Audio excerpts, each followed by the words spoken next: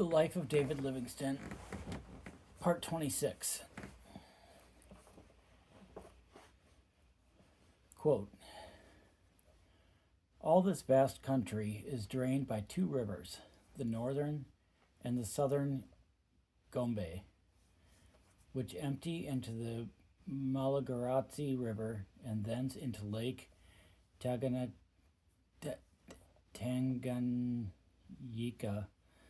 on the east. Unyawitsi is bounded by the wilderness of Muganda, Makali, and Ukumbu. On the south by Urori and Ukonongo.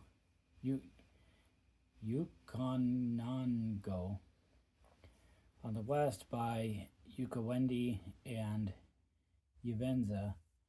On the north by several small countries and the Ukawarha Lake, were one to ascend by a balloon and scan the whole of Unyamawezi, he would have a view of one great forest, broken here and there by little clearings and villages, especially in and around Unyambe. On account of troubles in the country, the search expedition was detained some 3 months in Quihara. Mr. Stanley lived in quite a large strong house for that country, consisting of a main room and bathroom, built in mud but about 3 feet thick. He thus describes the daily round. Quote, in the early morning, generally about 5:30 or 6, I began to stir the soldiers up, sometimes with a long bamboo, for you know they are such hard sleepers they require a good deal of poking. Bombay has his orders given him, and Faraji, the cook, who long ago warned by the noise I make when I rouse up, is told in unmistakable tones to bring chai or tea. For I am like an old woman. I love tea very much and can take a quart and a half without any inconvenience. Kalulu, a boy of 7, all the way from Kazabembe's country, is my waiter and chief butler. He understands my ways and mode of life exactly. Some weeks ago, he ousted Selim from the post of chief butler by sheer diligence and smartness. Selim and the Arab boy cannot wait at table. Kalulu, a young antelope, is frisky. I have but to express a wish, and it is gratified. He is a perfect Mercury, though a marvelous black one. Tea over, Kalulu clears the dishes and retires under the kitchen shed, where, if I have a curiosity to know what he is doing, he may be seen with his tongue in the tea cup, licking up the sugar that was left in it, and looking very much as if he would like to eat the cup for the sake of the divine element it has so often contained.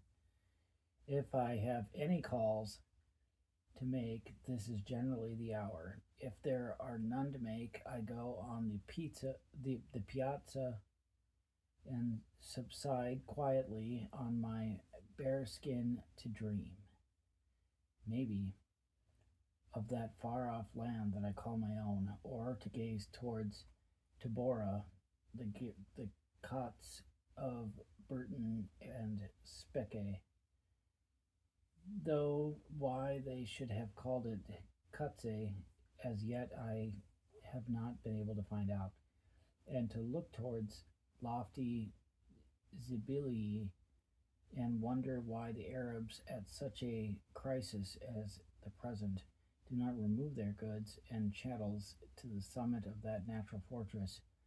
But dreaming and wondering and thinking and marveling are too hard for me, so I make some ethnological notes and polish up a little of my geographical knowledge of Central Africa. I have to greet about 490 people of all sorts with the situation with the salutation Yambo. This Yambo is a great word. It may mean how do you do, how are you, thy health. The answer to it is Yambo or Yambo Sana. How are you? Quite well. The Kinyawamwitsi, the language of the Wanayamwitsi of the Maholo, and the answer is Maholo. How about is Maholo? Language of the Arabs. The Arabs, when they call, if they do not give the Arabic spalker, give you the greeting Yambo. And I have to say Yambo, and in order to show my gratitude to them, I emphasize it with Yambo Sana, Sana, Sana. And if they repeat the words, I am more than doubly grateful and invite them to a seat on the bearskin. This bearskin of mine is the evidence of my respectability, and if we are short of commonplace topics, we invariably refer to the bearskin, where there is room for much discussion. Having disposed of my usual number of yambos for the morning, I begin to feel peckish. As the skipper says, and Faragi the cook, and youthful Kalulu the chief butler, and are again called and told to bring Kahulaga food. This is the breakfast put down on the table at the hour of 10 punctually every morning. Tea, a native porridge made out of the flour of Dora, Holcus sorghum, or matama, as it is called here, a dish of rice and curry. This land is famous for its rice, fried goat's meat, stewed goat's meat, roasted goat's meat, a dish of sweet potatoes, a few slapjacks or specimens of the abortive efforts of Faragi to make dampers or pancakes to be eaten with honey, but neither Faragi's culinary skill nor Kalulu's readiness to wait on me can tempt me to eat. I have long ago eschewed food and only drink tea, milk, and yogurt. Turkish word for clabber or clotted milk. After breakfast, the soldiers are called, and together we begin to pack the bales of cloth, stirring beads and appropriation and apportion the several loads which the escort must carry to Ujiji some way or another. Carriers come to test the weight of the loads and to inquire about the inducements offered by the Muzungu. The inducements are in the shape of so many pieces of cloth, 4 yards long, and I offered double what the Arab ever offered. Some are engaged at once, others say they will call again, but they never do. And it is of no use to expect them when there is war and they are the cowardliest people under the sun. Since we are going to make forced marches, I must not overload my armed escort, or we shall be in a pretty mess 2 or 3 days after we start. So I am obliged to reduce all loads by 20 pounds, to examine my kit and personal baggage carefully, and to put aside anything that is not actually and presently needed. All the ammunition is to be left behind, except 100 rounds for each man. No one must fire a shot without permission or waste his ammunition in any way, under penalty of heavy fine for every charge of powder wasted. These things require time and thought, for the Herald expedition has a long and far journey to make.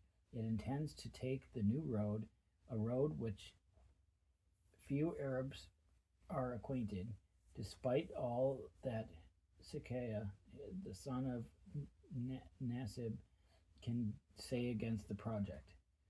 It is now the dinner hour, 7 p.m. Farajini has spread himself out, as they say. He has all sorts of little fixings ready, such as indigestible dampers and everlasting nigali or porridge, the sweet potatoes, chicken and roast quarter of goat, and lastly custard or something just as good, made out of plantains. At 8 p.m. the table is cleared, the candles are lit, pipes are brought out, and Shaw, my white man, is invited to talk.